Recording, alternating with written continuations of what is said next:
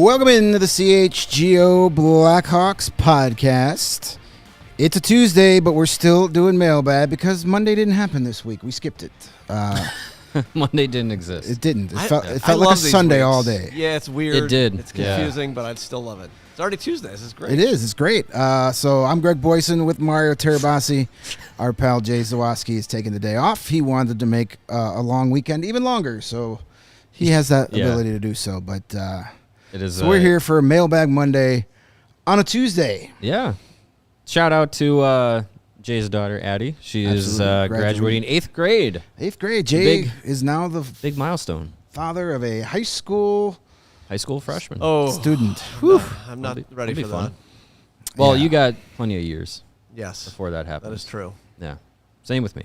Plenty of years. Good job, Addie. Way to go. Yeah. And keep up the good work. It's a fun time. The fun is just about ready to start. The summer before high school started, man, I just think back to that time and, like, I had the visions I had of high school were from, like, movies and TV shows where it was like, oh, you hang out on the quad before school and, like, everyone drives, like, a real fancy car or whatever, and it was not that at all for me. Yeah, no, my freshman year of high school, I had to go to Lane Tech for my freshman year because my sister was still in private school. My parents couldn't afford two tuitions at the same time, so I had to do freshman year at public school and then transfer to St. Pat's. But the teachers went, as they do every couple of years, teachers went on strike. Right, like 2 days before school. So my actual freshman year of high school didn't start till like late September. Oh gosh. Which means my freshman year of high school didn't end till like the last day of June. Yeah. So it kind of sucked. And then when I transferred, like, we started in August, so I like had no summer vacation. It kind of sucked, but my kiddo, we just learned that next year starts August 21st, and we're like, what the hell, 21st? Hey, that's all right. Or I hated early starts, but now I think they're better. Get it done, get it over with. All right. Speaking of getting it over with, Martin Misiak has his entry-level contract signed. Congratulations to him. Signed his 3-year deal. The standard $878, $333. A nice round number. Hit. Yeah, nice. Yeah, it's probably the reason. Like, I bet you if you had $879,000, like, you got to pay more taxes. Yeah, it's got to be something like that. Yeah. But the second-round pick from last year's draft class gets his entry-level deal. I don't think that. Well, you covered him more closely in the rebuild report, so let us know what we can expect, or at least what we know of him, and what his plans are for next season. Well, what was nice to see for Misiak at the end of this season was when his year was over in the OHL with the Erie Otters, he came over with the Rockford Ice Hogs on an ATO and everything. And towards the end of the season, you don't really see those players. They just kind of hang around. They practice with the AHL team, just kind of get used to the environment a little bit. You know, they did it with Gavin Hayes and Paul Lewinsky and all that last year and then the year prior. So it was good to see him there. But then he actually got into some games for the Ice Hogs towards the end of the season. So that was fun to see. It's just a good indication of, like, where they feel like his game is progressing. He's a guy that played with the Erie Otters last year. Not quite, but close to a point per game production, which was really good to see. There was a lot of hype around him coming out of playing in Slovakia and then coming over to the USHL prior to going to the OHL. So, he's a guy that a lot of people have been keeping their eye on. I would assume he's going to go back to the OHL and play another season with the Otters next year, and then see what happens from there. Probably goes back to Rockford at the end of the year again. Maybe gets into some more games. Who knows from there? But yeah, I mean, he's a guy. He's a pretty good sized player down the middle. Plays a little bit of center, a little bit of wing. Good facilitator on offense. Good defensively as well. As far as effort goes, like, he's not a guy that's just all offense, ghost defensively. Like, he'll try hard in the back checking area as well. So it's a good player to have It's a move that shows a little bit of an investment in the young guy, which I think the Blackhawks are really. Kyle Davidson is really pinpointing the guys that he wants from his draft classes. That he's just like, I want to make sure they know that they are in the plans for the near future, and I think it's no surprise that Misiak is one of those guys. And there's some discussion in the chat if he's allowed to play in the OHL or not next year. Yeah. Or in the AHL, I'm sorry. He turns 20 on September 30th, so he'll be eligible if they want him to turn pro. And he could. Yeah. And he could go right to the Ice Hogs. I think maybe that delay of coming over from Europe to the USHL and then to the OHL, he's a little bit of an older player. Yeah, through the summer, through training camp, if they feel like he's ready to go at the professional ranks, put him in Rockford. That's fine. We've seen the Blackhawks use the Ice Hogs as not just a team to stash players that aren't with the Blackhawks. Like, they're actually using it as a development path, and we'll talk about some of those guys on today's show. So yeah, he could go back to the OHL. I wouldn't be shocked if he starts the year in Rockford and goes from there. Yeah, but he can. So that is an option. He can go to the AHL with it. Plus, I think, correct me if I'm wrong, since he was technically drafted out of the USHL, that doesn't apply to him either. As far as needing to be the 20-year-old rule. It gets real gray. Yeah, I'm not sure. He's an international player. He's was technically drafted out of the USHL, not the OHL. So I'm not sure, but doesn't matter. He turns 20 in September. So I don't know if the same rule applies to the USHL. I don't, but he turns 20 in September, so for sure we know he's eligible to play. Yeah, right. No matter what. The age restriction, it won't be a thing. So congratulations to Martin Misiak. Big deal.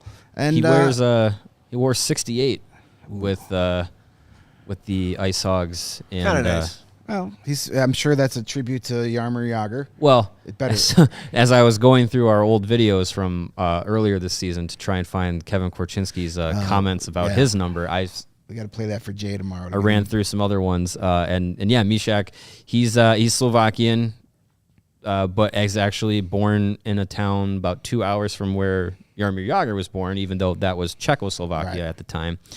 But yeah, I asked him about 68, and he was just like, "Yeah, some guys were chirping me about having some big shoes to fill." But he said he was just given the number by chance. But yeah, I don't know if he'll stick with that. But just a little fun fact there. All right, good deal. Is it time for Mailbag Monday on a Tuesday? It is. Let's go. Let's get into the bag. Let's of mail. unburst the sack. All right. Well, we will start as always with our diehard members who find us in the Discord, and we lead off today with Gary Ross, who's a stalwart in the Discord. Yes, Gary. Big Bears fan. Big Bears guy, big WWE guy. Cubs as well. And he asks us, which Blackhawks prospect has to make the biggest leap or risk getting passed over and just being another name or out of the organization altogether? It's a good question. It is a good question. I think we kind of discussed that a little bit.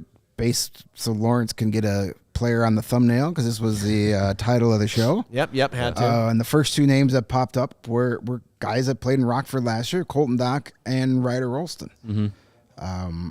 I think with more of these young guys coming, you don't want to be stuck in the same spot. You want to keep on moving. Yeah, you don't want to be lost in the shuffle, and that's going to be something that some guys are going to have to fight upstream against with this influx of young players coming in. For Colton Dock, I would say his biggest thing that I would want to see him take a leap in is consistently being on the ice. Yeah. Like it's some weird thing with the Dock family that when it comes to hockey injuries, they are abundant. Yeah. So I would love for Colton to have a fully healthy season. And see what he can do at I'm sure it's probably going to be one of those guys that's like at the top of the AHL lineup with an opportunity to move up to the NHL lineup with Chicago next season. There's going to be opportunity for him to make the NHL team. But again, it has to be consistent play and consistently available. That's the biggest thing I want to see from him. With Rolston, I feel like he's one of those guys that like is the pure skill going to get you to the NHL? No, but the effort level and the hardworking mentality is something that a lot of guys can, if they lean into it, can get them to the NHL. He's one of those guys that I feel like that is going to be part of his ticket to the next level. And we saw at the end of the season, getting into the postseason for the Ice Hogs, Ryder Olsson was not in the lineup.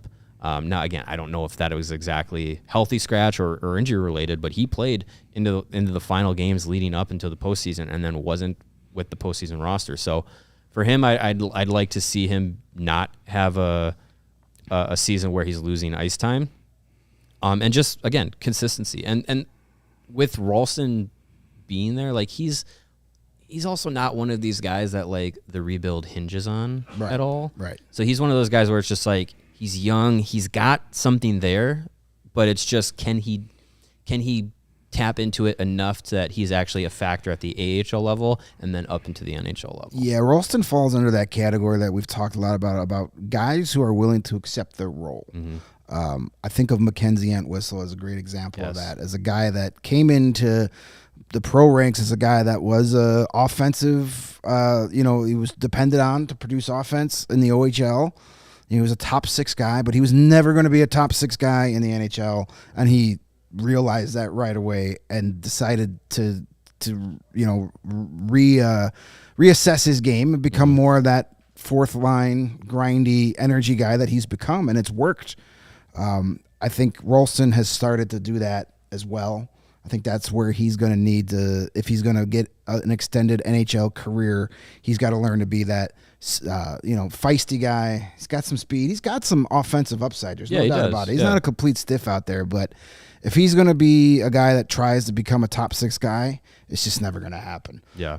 But I think you saw a lot of that this year. And we've had in the chat, Jalen Lupin was Lipin. I always say Lupin. Thanks. That's because of Harry Potter. It was a good show on some channel, some streaming service. Lupin, yeah. French. Oh yeah. But Jalen Lipin's another guy that people say he might. I just don't know if. I know that he's been intriguing, just because he was a 7th round pick and had a really good final year in juniors. Mm-hmm. He's not really done much in Rockford. He's a bottom 6 guy. Just kind of getting into his pro career. I mean, if a 7th round pick plays in the NHL, like that is a success story. So it would be great if he developed into a guy who could get some minutes in the NHL. It's just it's a longer shot. He's definitely one of those guys that maybe 2 years ago when he was coming up, you thought, oh, this guy's got a chance to make the roster. But now that it's been a complete teardown, and you've got just better quality of prospects coming through, I think he's probably going to get lost in the shuffle. People mentioned Crevier and Phillips. I think those guys have already been passed up. Are they still prospects at this point? I don't know. I mean, I think because Phillips, because he's still. I mean, you got to remember, Phillips is still super young. Feels like he's been here forever, but he got to play in Rockford as a 19-year-old because of COVID. But I mean, playing 3 professional seasons. I think they've already been passed up. Yeah, and for this topic, I was just like, maybe Korchinski, but I'm like, he played a full year in the NHL. He's not a prospect anymore. Like, he's 19, he's a 19, 20 years old. He's a young NHL player. He's a young NHL guy. Bedard is not a prospect. Reichel's not a prospect. Kurashev's not a prospect. Like, these are all guys that you want to see take another step, but like they're not prospects anymore. Like, and that's the thing is with this question, I feel like there's just some prospects that we're really excited for that haven't even stepped onto a professional ice yet. Right. So it's just like those are the guys that you're like, what are they gonna have next? Because is it fair to say, well, Ethan Del Mastro needs to take another step? He made his NHL debut last year as a rookie, AHL rookie. Like, so I feel like there's a lot of guys here that are in the plans for Kyle Davidson in the next few years. That they just need a second year. Right. To see what they're going to be. It'd be a little harsh to be like, they need to do more. Well, yeah, of course they do. They were rookies last year. You want all the prospects to take a leap. Yes, absolutely. All of them. All of them. Including Everyone take Korchinski a step forward. And Connor Bedard and Alex Vlasic. They're not prospects anymore, but they could take a leap too this year. Hey, if you want to leap right into a whole lot of money, you should be using our friends over at Circa. Their sportsbook app is the best out there. And why? Well, I'll tell you why. They have tight money line splits, a low hold model. Games will strive to be at a minus 110 split on the Circa Sports menu, unlike other sports books, which may use minus 115 or 120 splits. What does that mean? That means more money in your pocket. High limit apps, they do not limit players based on their winnings. Every player has the same limits, unlike the other books who like to limit winning players. I never have that problem. They encourage bettors to download and explore all the other sports betting apps, compare the lines from each sports book, and they know you're going to come back to Circa. Plus, they have the best customer service out there. There are real people behind the Circa Sports brand who resolves issues in a timely fashion, unlike other sports who use those terrible chat bots. Ooh. They're like the goalie interference calls of the bot world. All aspects of the app are being run by the same team that runs the main Circa Sportsbook at Circa Resort and Casino in Las Vegas. Can't wait to get there. Download the Circa Sports Illinois app at circasports.com/Illinois-app to sign up today. Also be on the lookout for Circa events, watch parties, and tailgates. And they're with us for all the Cubs Friday 120 clubs. Mm-hmm. Don't forget to check out Braggs and Cody and the cast of characters for every Friday home game at Wrigley Field. If you or someone you know have a problem with gambling, call 1-800-GAMBLER or text GAMB to 833-234 or visit areyoureallywinning.com. And between work, social media, and the choices life throws our way, it's no wonder that we're more worked up than ever, right? Well, Coors Light celebrates rising above and choosing a chill mindset. So why not turn a rained-out barbecue, might have happened to you this weekend, into a karaoke house party, or, after a tough loss, settle scores with an ice-cold peace offering. Make the choice to choose chill. Then, reach for a Coors Light. It's always mountain cold refreshment. Speaking about the summer before high school, summer before college. I was going to say, is that when you had your first Coors Light? That was when I had my first Coors Light. Obviously, I was a party ball. Obviously, I was a late bloomer. I was 21 before I went to college. Right. Of course. Took 3 years off. Wink. But hey, choose that chill mindset. Reach for a Coors Light, because when the mountains turn blue, it's as cold as the Rockies.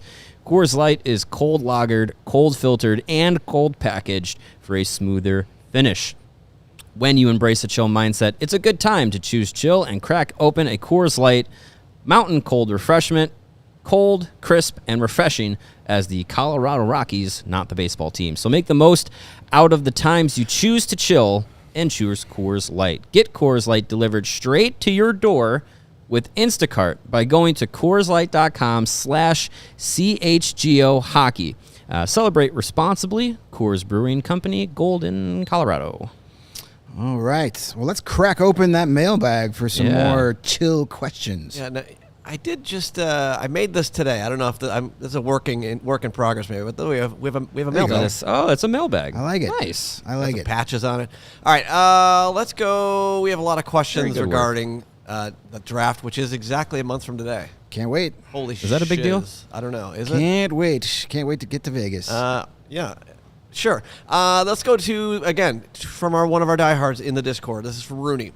Rooney. When the Hawks landed number 2 in the lottery, the sentiment was, quote, would need to be talked out of Demidov, unquote. Have you heard or read anything that has talked you out of him? No. Short answer, no, but I don't feel like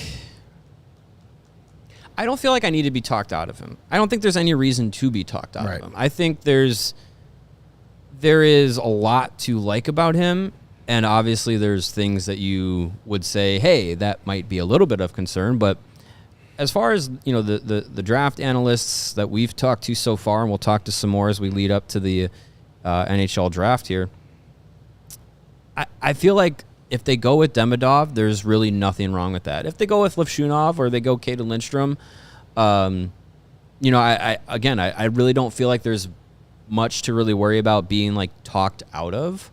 And you don't need to be talked into any of these guys. Like the talent is there. The upside is there. Being at the second overall pick just means in this draft class, the only person you can't select is Macklin Celebrini. Like the draft is completely wide open. So as far as being talked out of anybody at number 2, I don't think there's anything that concerns me for any of those. I'll say those 3 guys. Yeah. It's one of those 3. Happy with any of them. Yeah, there's nothing that's been said about Demidov or his possibility of when he's coming over here that's made me say you can't pick him. No. I don't think there will be. I wouldn't. That's who I want them to take. If they take Levshunov, I wouldn't be upset. Lindstrom, I'd be a little okay. Yeah. I hope it works out.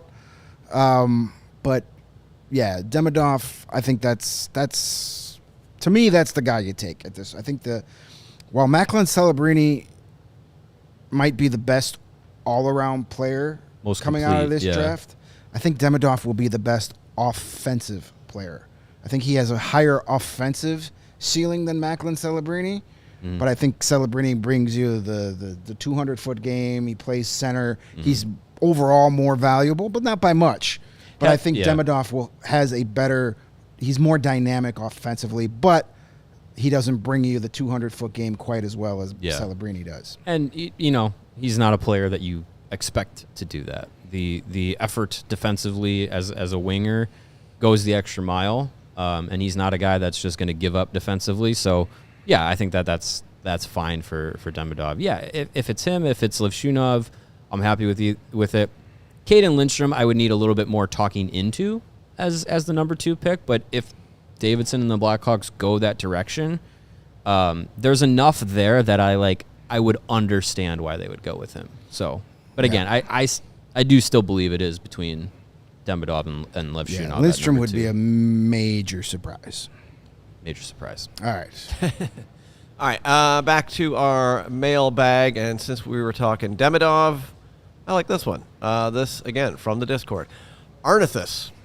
I'm not sure if this has been asked before, but is there a good source to follow Russian prospects? Russian prospects are tough to follow. Yeah. There's not a lot that comes out there. Having covered the European prospects for the Rebuild Report the last couple years, it's a little tougher.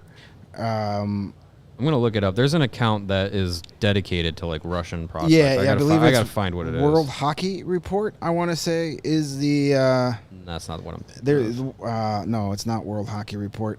There is, I can't think of it either, but locally, hockey. There's an account, Hockey News Hub. That's the one I'm thinking. That does have a lot of that's the one I'm thinking of. Russian-based content. There's another one though. I can't think of their name. But not a lot of info comes out. There are people out there. Someone. Let me look him up. I gotta look up his name. But should already be following him, but I'm not. Locally, as far as who has the best pulse of Blackhawks prospects in Russia, Scott Powers is tuned in. He's got some great sources out there in Russia. He's getting interviews with Roman Kantsarov. He's getting interviews with, Demidov and stuff like that. So he's locally, as far as Blackhawk prospects go, he's the best. He'll give you the most information. But even his updates are sporadic because there's just not a lot out there outside of just what's on the KHL website as far as game summaries and highlights, especially when you're talking about kids that are playing in the MHL. It's really hard to find good information out there. Yeah.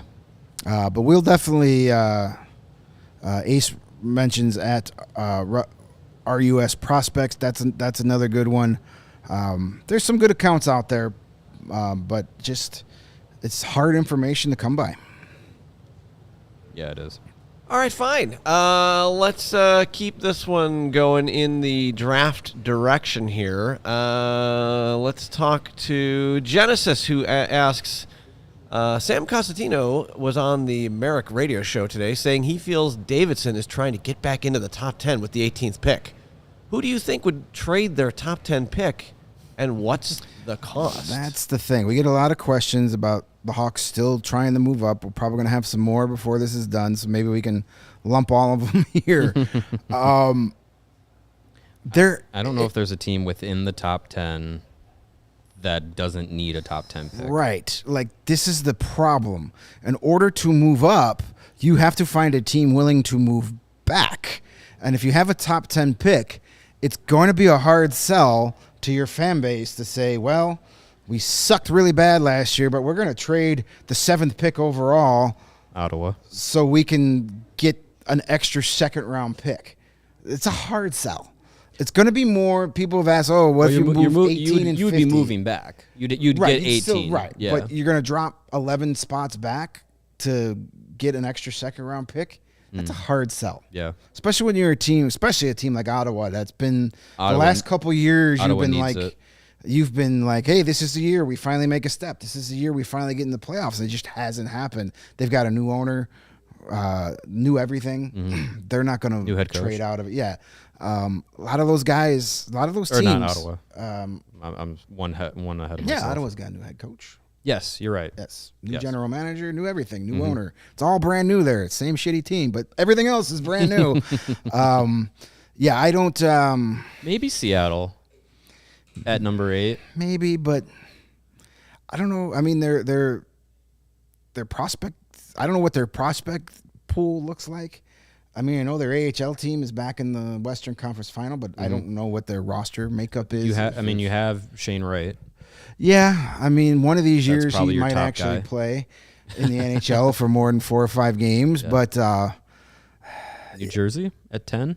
I don't think no. I mean, why wouldn't you want to add a top 10 pick to Jack Hughes and Luke Hughes and that roster? I agree. Like, I agree. What's wrong with getting better? So I just don't know. I don't know about getting into the top 10. I don't think there's a team that's willing to trade back unless you give them something really good. Unless you're giving them like 18, 34.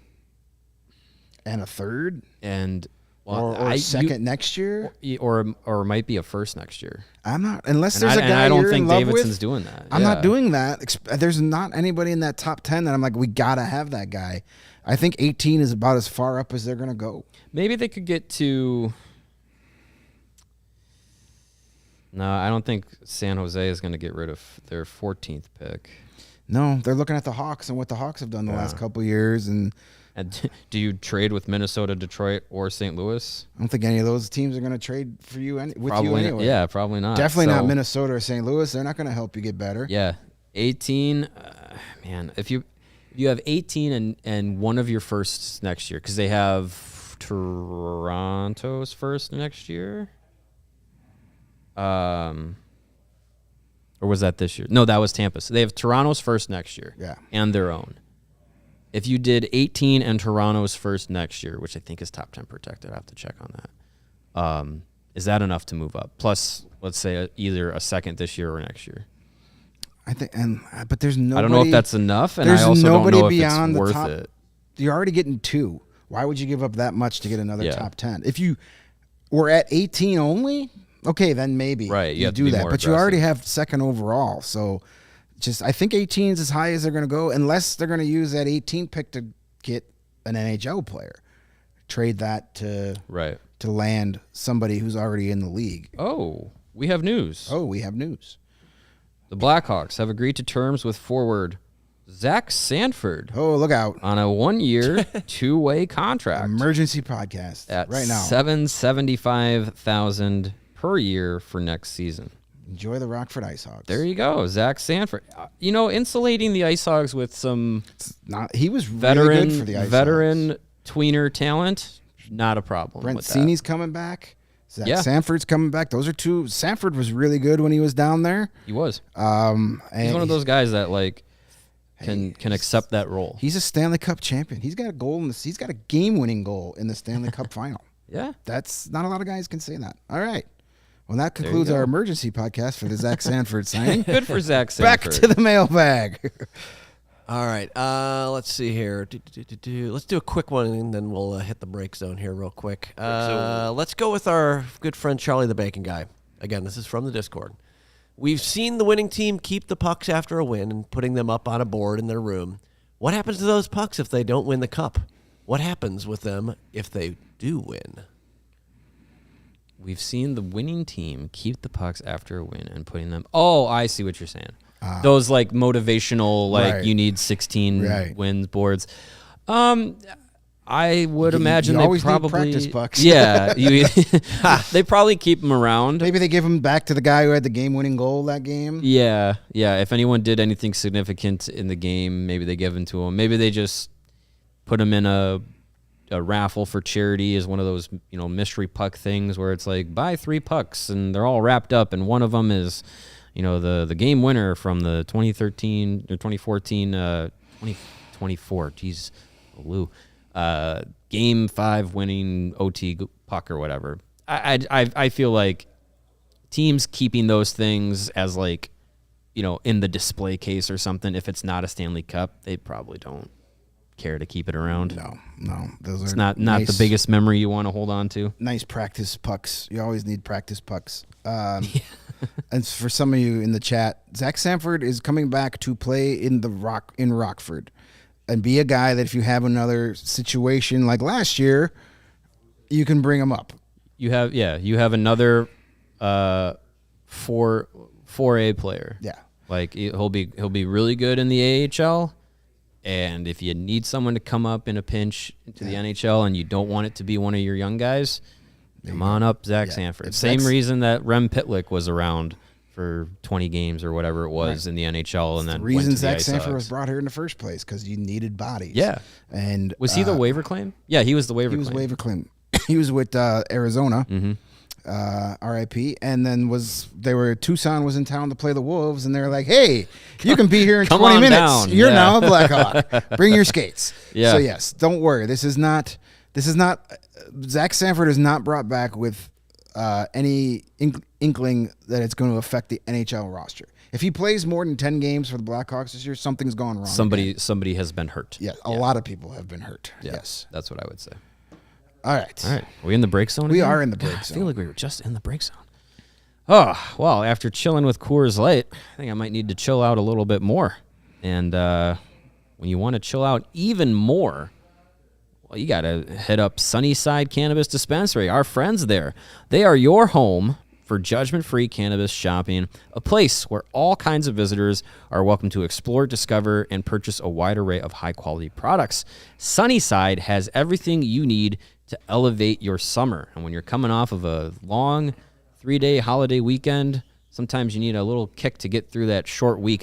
You just feel a little bit off. Well, Sunnyside can help you with their one-stop shop for all of your cannabis needs.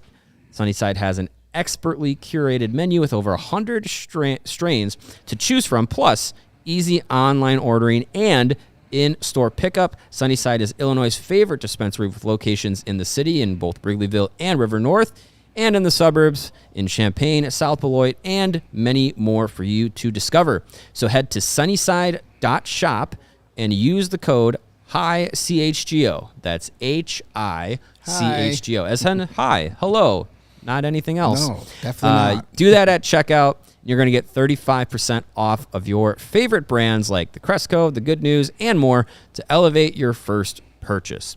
Sunnyside Cannabis Dispensary, bright buys every day, only for people who are 21 and older or are Illinois medical card holders. And after you've used some of the great products from Sunnyside, you're probably going to be sitting in your house going, "Man, I wish I had some delicious meat to just throw on the grill right now. Oh, yeah. Let's go. But I can't get in the car to drive to the store right now." Well, let Butcher Box bring all that delicious meat Oh, yeah. directly to you. Get Don't have to incredible tell me deals on premium cuts from Butcher Box. Deals this good are hard to come by at the grocery store. They have easily find high-quality meat and seafood that you can trust. 100% grass-fed beef, free-range organic chicken, pork raised crate-free, and wild-caught seafood. No antibiotics or added hormones. You're getting the best quality meats delivered right to your doorstep. Shipping, it's always free. Curated to custom box plans. Just an incredible value. A variety of high-quality cuts at an amazing deal. Exclusive member deals when you get your membership. Recipe, inspiration, guides, tips, and hacks. Just think of it this way: fewer trips to the grocery store. the grocery store can be hit or miss. Yeah. You never know. If you're looking for a particular cut, you might get there and they just might not look good. Well, you're never going to have to worry about that with Butcher Box. And right now, Butcher Box is offering our listeners an amazing offer where new users get free meat. Ooh. Plus $20 off your first box. Join today using the link butcherbox.com/CHGO. And use the code CHGO to receive this exclusive offer today before time runs out. That's $20 off and free meat. Well, never talk me out of free meat. Definitely not. Love free meat. All right, let's get back to the mailbag, everyone. Let's do one more draft-related question from the Discord. This is from Jason T. Roster-wise, where is the organization weak? Greatest opportunity for improvement? Does any position deserve additional draft priority? Maybe looking at centers here? Yeah. So as far as I would say organizationally they're weak, I would say specifically a center who is got idyllic, quote unquote, size and can play Idyllic. Nice. Yeah, I know, big words. And can play in a top 6 role. They don't have a guy like that. They have forwards and centers who are big, but if they get to the NHL, it's going to be as fourth line or Right. in some sort of bottom 6 role. So that's why like Caden Lindstrom, like if he was the pick at 2, you're like, but also, hey, could be a future Right. number 1, number 2 center If the that Hawks checks all the boxes you The Hawks want. are picking 4. I'd be banging Yes. the Lindstrom drum. Absolutely. Yeah. But luckily they're not. They're at 2. So organizationally, that's the specific zone that I would say they are probably the weakest, is a top lineup big center. I agree. And plus, the Hawks aren't in a position yet where they can like pinpoint. Yeah. I need this. We need that. Agreed. We're a second line left winger away from winning the Stanley Cup. No, you take the best player Yeah. available, and if that best player is a center with size, excellent. Wonderful. Yes. It's like supermarket sweep. You just got to put everything in Just your get cart. as much in Yeah. your cart as you can, and, What and were the other parts of that question? Other was parts it? of the question about I've already deleted There it. was some, I you don't already know. deleted it? Yeah. Ah, darn. I don't know. It was just about positions of need. I Position think, of right? need. Yeah. Always take a goalie. There You you never go. have too many goalies. yes.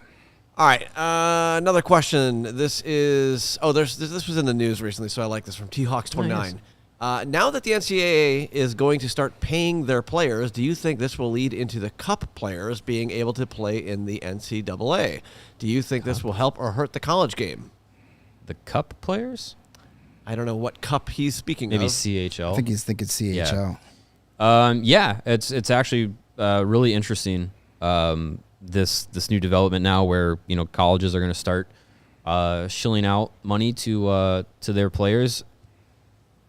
I think in the CHL you do get some compensation. stipend You get and stipends you and get a billet compensation for family and playing in those leagues. And yeah, I mean that's for some players. They're like, well, I can either go to school and then play hockey, or I can just play hockey, those get kids some go to money, and school. then go to school. he gets homeschooled. Yeah, so I think we've already been seeing a shift in NCAA hockey and the amount of players that are going that route that are more top tier guys, like Mac and Celebrini this year went through the USHL with Chicago Steel and then went to Boston University.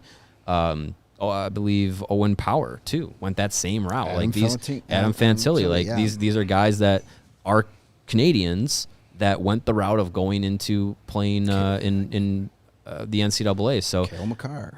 Cale Makar was another player that did that. Yeah. So I think we've seen that path starting to get a little bit more popular, and I think it'll start to open up even more for some of those players that are like, well, I can play in Moose Jaw, or I can play in Boston. I'm like, which one's better? Do I want to be a hockey player in Salmon Arm, or do I want to be an athlete on the campus of Michigan University? Yeah, or you probably a few more girls at Michigan. You could go to Arizona State and play hockey, or you could go to play in the NHL arena there. Or you could play in North Bay. I'm not going to pretend I know the breakdown of what players are going to get, but I will make an educated guess that the hockey players will get significantly less playing money than the football and basketball players, depending on the school. Right. Yeah. So I mean, if it's a tool that the bigger schools can use their advantage to swipe some kids away from the CHL, I'm sure they'll try. Yeah. And listen, the NCAA schedule is a lot easier.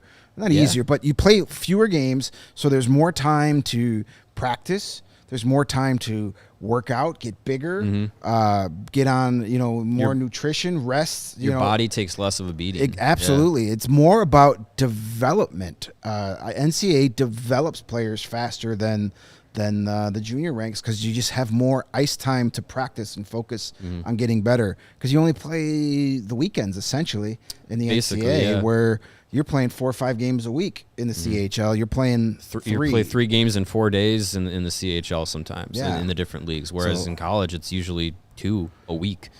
And I think too, like, sometimes the top tier players in the CHL leagues get away with more because you're really only playing guys that are 16, 17, 18, 19 years old, whereas in the NCAA, you're playing against guys, there's no 16-year-olds in the NCAA. There's 18 and up, and some teams are built strictly of players who are older than 21, 22 years old. So it is a bit of a different game. So, yeah, I think I don't know what the breakdown is of the money, but I think that would be potentially an attractive thing for some of those players. All right, this next question comes from Region Rev. Yes, this was one we missed last week, so we're making sure we get to it this week. What is your view on new head coaches choosing their assistant coaches? Some teams fire everyone and let the new head coach decide. Yeah, I think that's how it should go. Yeah, I think the coach should have his own guys. I mean, when the Blackhawks now, if it's a first-year coach, I don't mind a team like a Luke Richardson. I don't mind a team saying, yeah, we want you to hire, like when Jeremy Colleton was here, they had Mark Crawford behind the bench. Now that didn't work out very great, but I didn't mind it at the time. We were like, this guy is experienced. This is his first chance. Luke Richardson got to pick 2 assistants, Dean and Plant were his choices. Derek King was kept on. Yeah, I mean, just like a general manager should have his own head coach, a head coach should have his own assistants. Now, I know sometimes the teams will keep, like goalie coaches survive. Yeah. Jimmy Waite is been around forever. It's the Waite brothers have been the Blackhawks goalie coaches for as long as I can remember. Yeah. So a lot of times the goalie coach will stick around because they like, if you have good results. And if you have a good working relationship with the goalies who are there, why would you screw that up? Yeah. Like, your coaches get fired, but the goalie is still there.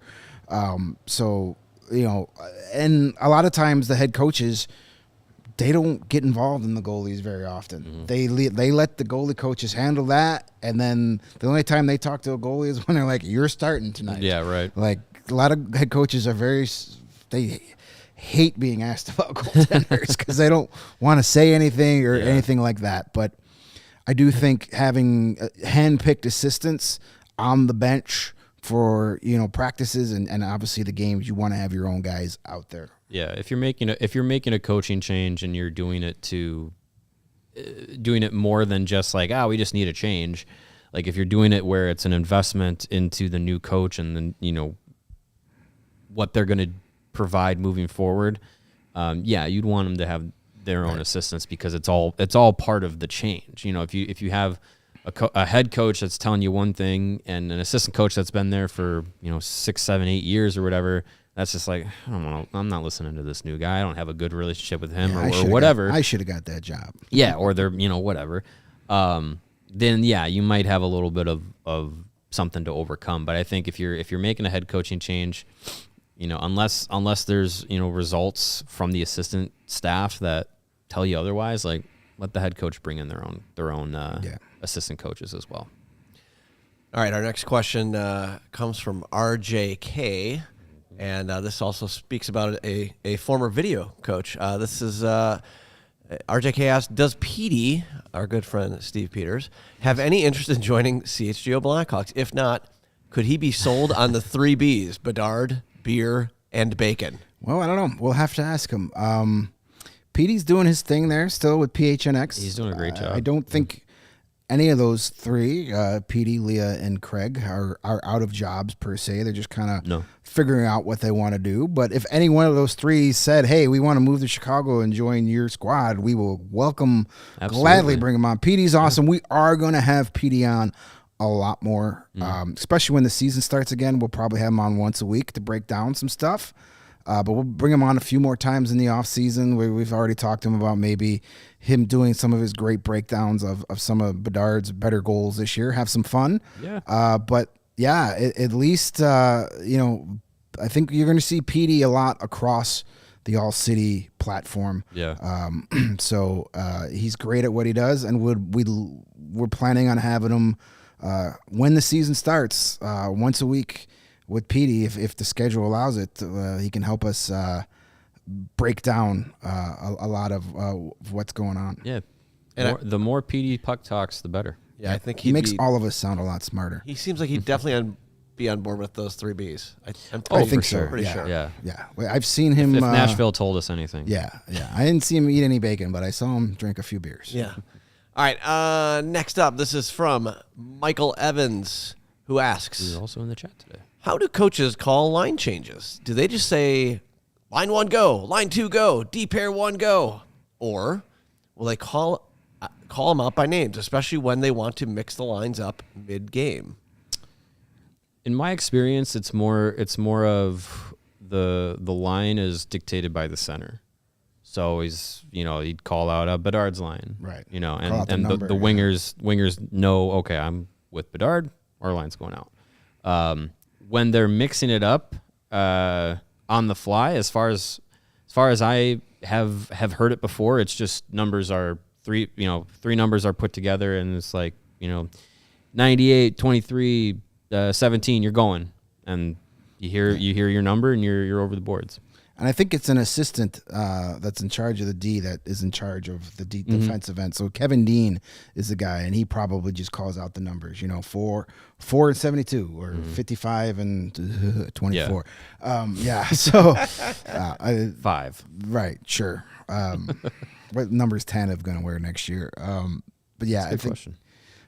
Yeah, I don't think, because like the teams don't know, they don't rank it like we do on. Yeah, they don't really go 1 through 4. No, they don't. They're not playing NHL 24 where they're numbered to lines. Yeah. I'm on the Bedard line. I'm on the whatever line. I'm on the Dickinson line. They just listen for that number. When your center jumps up, you better jump You're up on too. alert. Yep.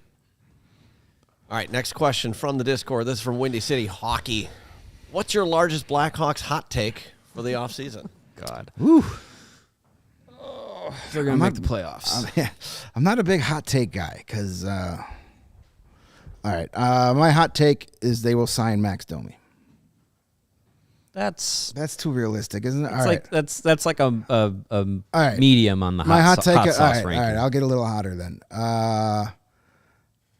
Jason Dickinson is a Selke finalist next year. Finalist. Wow. Ooh, okay. I think All right. this year opened up eyes. He got some attention. This year opened up some eyes. Next year, I think he gets enough votes he'll be a finalist. There's my hot take. Okay. I'm gonna go. And who is ever held to their hot takes anymore? Right? We just make them. No, you just say whatever into the the hell you ether, and who cares? Hawks make the playoffs. You heard it. Too hot for Greg. You heard it here first. Get to their Circus Sports book and bet next month's mortgage payment on it. Yeah.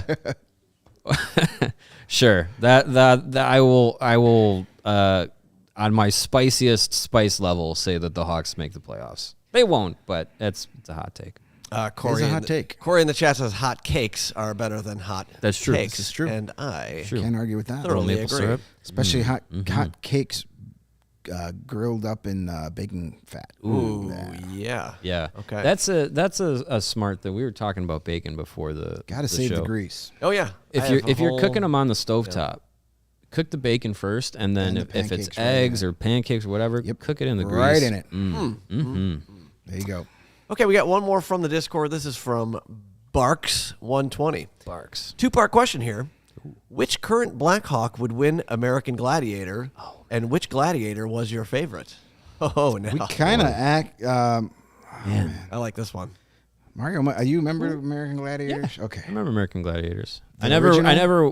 Yes, I saw the old episodes on like ESPN Classic and stuff back in the day. I know there was a remake of it in the last few years. Yeah, it's I don't terrible. never watched it. Very good documentary that just came out recently in the last Yes, couple that years. was pretty good. Yeah, there was a 30 for 30, right? About them. Was it a 30? I feel like there was a 30 for 30 and also some other okay. documentary. I think I saw the 30 for 31. Blackhawk that could win American Gladiators. Kind of had that question going around. You were asking him Hunger Games. Hunger so Games, kind of yeah. the same thing. Yeah, I mean, you don't kill people in American Gladiators. Not unless you're doing it I wrong. mean, you can. You could. It's not the Not objective, though. yet. So American Gladiator, you got to be pretty agile, got to be pretty strong. I'm gonna go with. I think Bedard is. I mean, he's an easy answer, but he's pretty athletic, pretty strong for his size, shifty. I don't know. I see him getting Knocked off the when the jousting? Yeah, the jousting. Yeah. And that big ball thing. I think. Wait a minute, he's got those strong tree trunk legs. Yeah, he's I got a thought. good base. Good base, good balance. He's a good skater. I think Bedard is it's a popular pick, but I think it's a good pick. I think Seth Jones would do really good. I was at thinking American Seth Jones, Gladiators. too. Yeah, he's got a yeah. little more size. I don't think he gets credit for how good of an athlete he really is. And And it's strong. Yeah, and as far as my favorite American Gladiator of all time, it's got to be Zap. Zap. Just Hell because yeah. it's fun to say Zap. Yeah. Zap. And she was easy on the eyes. She was easy on the eyes, sure. Yes. Yes, I agree. The one that I can remember is just because I see the clip. I saw it this morning just scrolling Instagram randomly. Is Malibu. Malibu. When, Hell yeah. When he gets knocked off the podium Oh, and yeah. definitely got a concussion. Yeah. And then comes back and is just like, I was just chilling on the beach, taking in some cosmic rays, and I'm all good.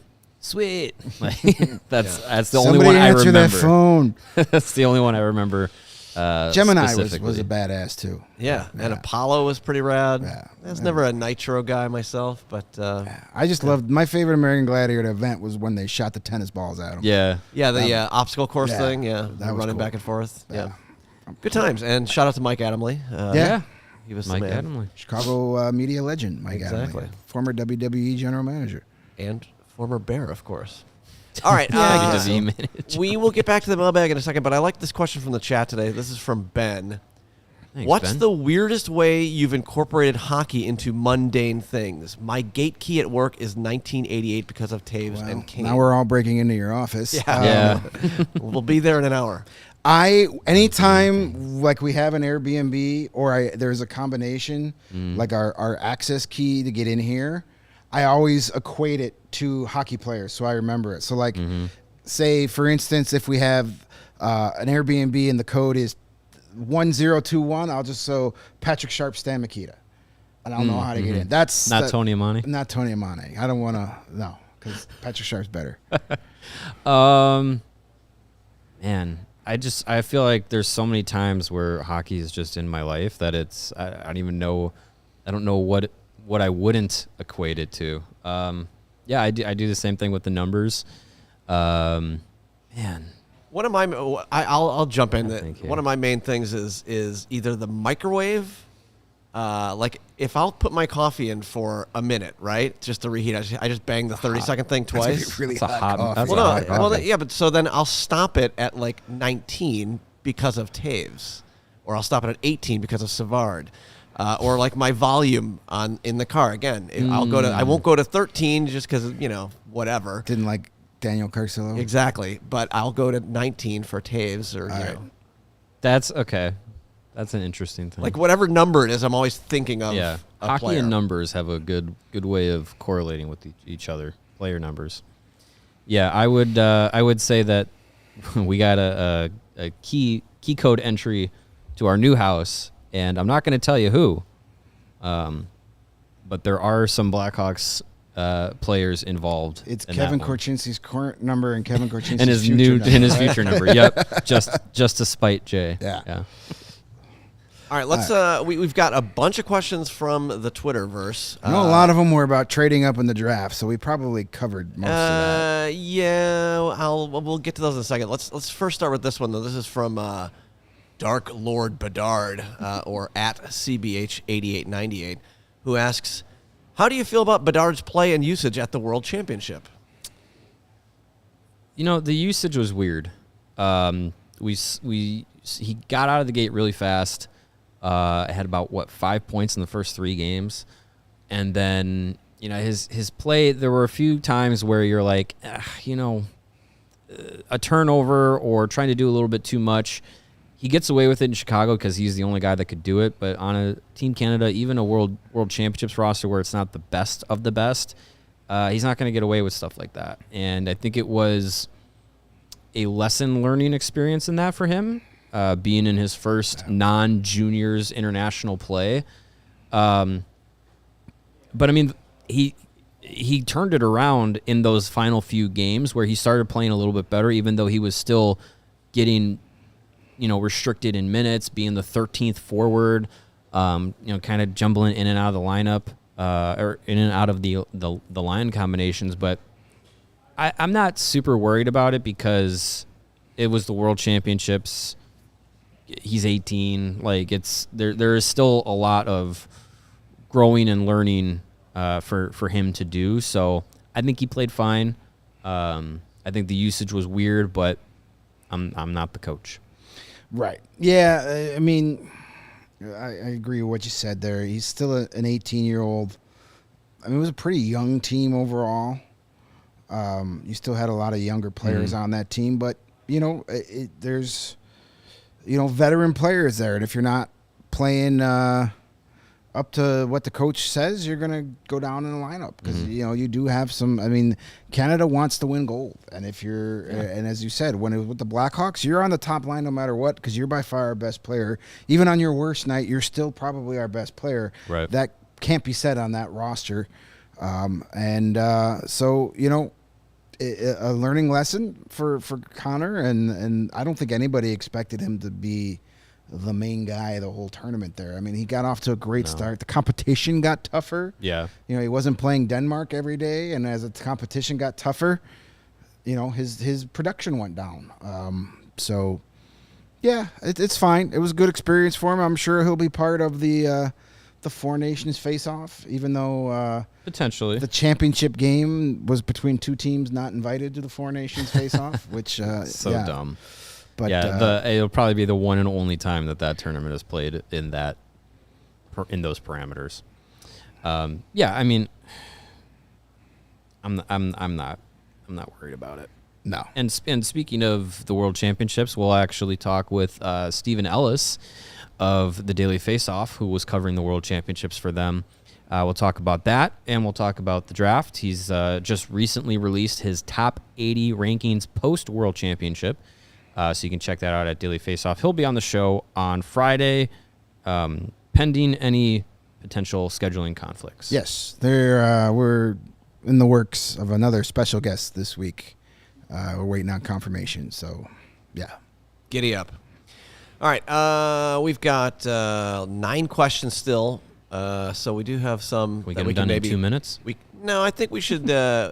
We could just keep going here, and we'll just rapid fire. All right, we'll get short and sweet here. Well, or we. I mean, I think we could save something for tomorrow. That's fine with All that. right, sure. That too. But let's. What else is going on in hockey, right?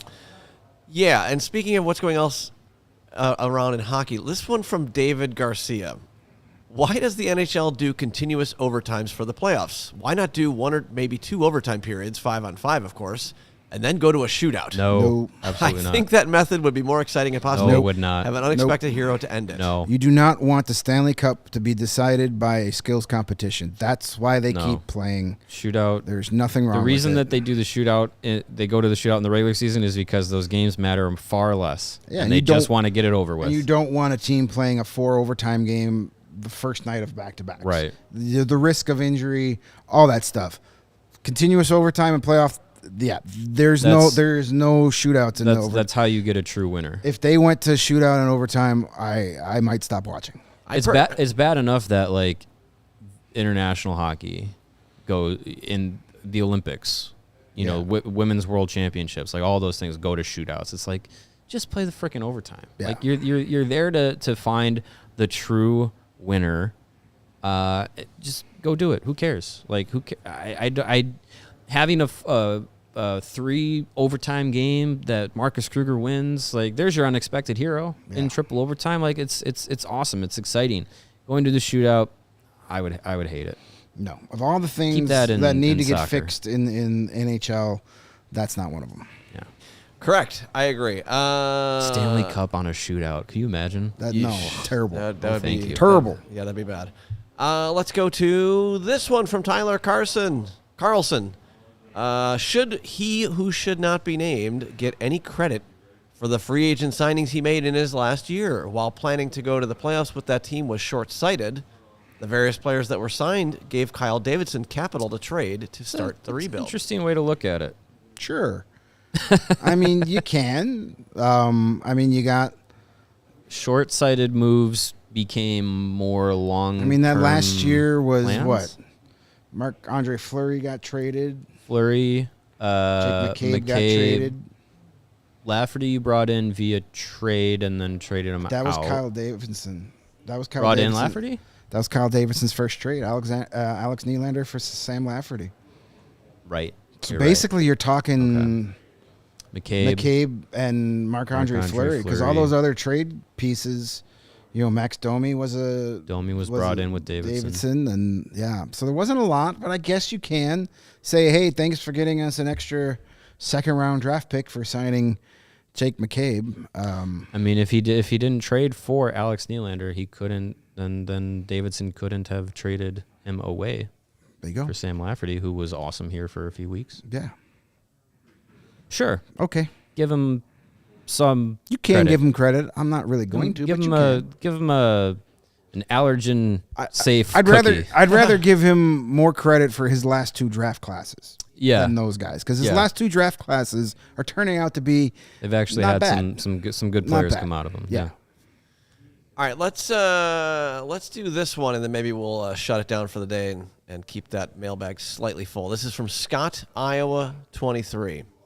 Forgetting for a moment everything already said and researched about this draft, if you were a mad scientist in a lab, what type of player would you build for the number 2 pick? What skill sets and physical makeup would you create? 6'4". I'm gonna sound stupid here, but I would build Caden Lindstrom. I would build a 6'4", 215 center who can score, play 200-foot game, and skates well.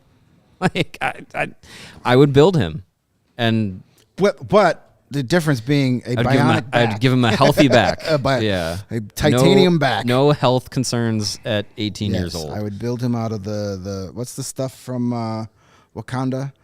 I don't know. Black Panther. What's the name? What is it? I don't know. Someone in the chat help me out. Titanium or no? What's the name of the stuff from the metal? The stuff from what's the movie? Flubber? You're gonna say Flubber? No, not Flubber. Vibranium. There's Corey with it. Uranium? Vibranium. Thank you, Corey. Yeah, make his Vibranium? make his back out of vibranium. Sure. So nothing will happen to it. I've never seen that movie. You should. It's a good one. I've heard good things. All right. Yeah, I would build a big, fast 2-way point producing center. I would build Jonathan Daves. Basically, yeah. But faster. Yeah. Not that he was slow. I'll take the medium guy on ice hockey on NES. The medium guy? Yeah. There you go. Does a little bit of everything. Yeah, exactly. All right. Yeah, I don't know. Let's 3:30. We've done an hour. I think All right. We're good. Save the rest We're good. of those We got for a couple tomorrow. questions tomorrow. Jay's going to be back.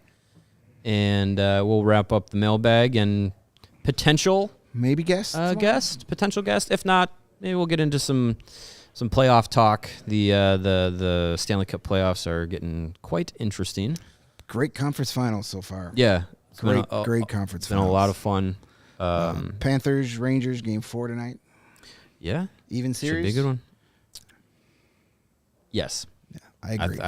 I feel like the Panthers. Panthers have been the better team at 5-on-5 most of this series. Mm-hmm.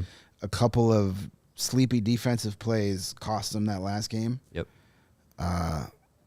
You score 4 goals on Shesterkin, you need to win that game. Yeah. Maybe you'd like another save or 2 from Bobrovsky, but They've lost 2 in I a don't row doubt in him too overtime much. after they won 11 in a row. They had won 11 overtime games in a row before that game 2 has the magic wore off. Film at 11. I don't think so. I think Panthers even it up. I think this is a series that goes 6, maybe at least 6, probably 7 games. Yeah, I think the West is probably going to go 7-2. I don't know. I was kind of excited. Stars and 5 is alive. Stars Still alive. and 5 is alive after. I don't know. I mean, that first period, I was like, oh shit. Yeah. But Well, then just back. the start of the second, holy crap. The Stars, that first shift that was like 4 minutes in the zone, it was like, wow. Yeah. They are a team that count them out at your own peril. For sure. Should be fun. But yeah, we'll do that and more stuff. Give it 24 Stuff hours. and things. Something will happen. We didn't know we were going to get the Zach Misiak Sanford. and Zach Sanford. Yeah, I mean, blockbuster that's news why we today. have so many leftover questions. We have to talk Yeah. about Zach Sanford. All All right. right, that's going to wrap it up. Jay will be back tomorrow, as we mentioned, and we'll let you know if our guest comes through. You trust me, you'll know. You'll find out. And Stephen Ellis later in the week. All kinds of fun stuff. Thanks for checking out the CHGO Blackhawks podcast. We'll see you tomorrow at 2:30. We all silly like the mayor.